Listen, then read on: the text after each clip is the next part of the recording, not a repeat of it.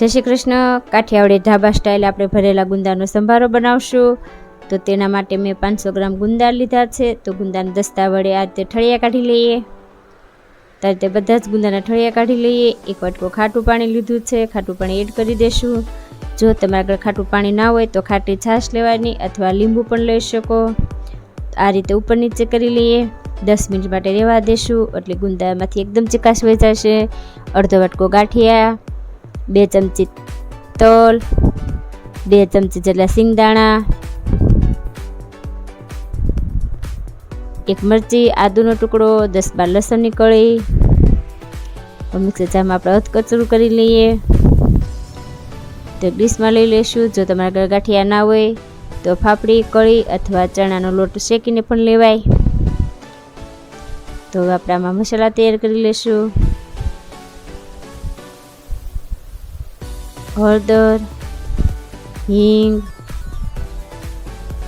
ધાણા જીરું, 2 ચમચી જેટલું લાલ મરચું,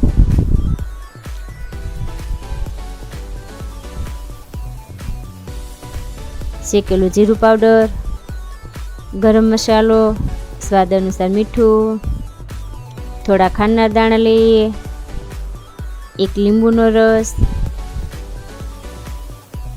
તેલ, લીલા ધાણા, અડધી ચમચી જેટલો ચાટ મસાલો। હાથેથી બરાબર મસાલો તૈયાર કરી લઈએ। તો આપણો મસાલો તૈયાર છે। હવે ગુંદા ભરી લેશું। તો ગુંદાને આપણે ઉપર નીચે કરી લઈએ। તો ગુંદામાંથી ચીકાશ એકદમ દૂર થઈ ગઈ છે। તો ગુંદામાં મસાલો આ રીતે દબાવી અને બધા જ ગુંદા ભરી લેશું। જો આ મસાલો વધ્યો હોય તો આખા રીંગણમાં પણ મસ્ત લાગશે। તો આપણા ગુંદા ભરાઈને તૈયાર થઈ ગયા છે। તો બધા જ ગુંદા આપણે પ્લેનમાં લઈ લેશું। ગેસની ફ્લેમ એકદમ ધીમી રાખી અને પેનમાં ગુંદા ચડવા દેશું।